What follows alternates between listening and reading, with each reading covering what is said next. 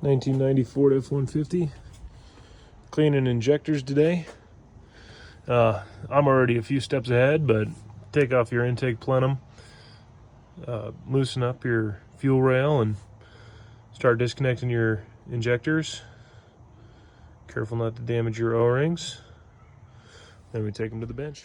At the bench, I'm removing the upper O-ring. Careful not to damage it in this process, but get you a pick and get them so they pop off there and save them so you don't lose them. Next step, lightly chalk them in the vise. Get a 12-volt battery, and I've made some makeshift connectors here, but you can hear it clicking in there, and that's the injector actually opening and closing. And then you get a tire valve stem.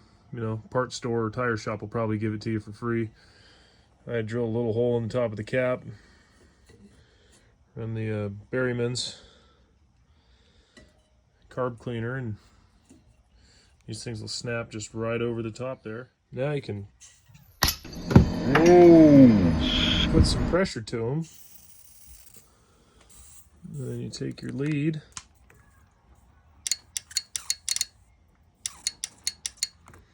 and it's easier with two hands. God damn it, it's easier with two hands, but you sit there and you click them with a little bit of pressure in there, and should be blowing pretty good soon.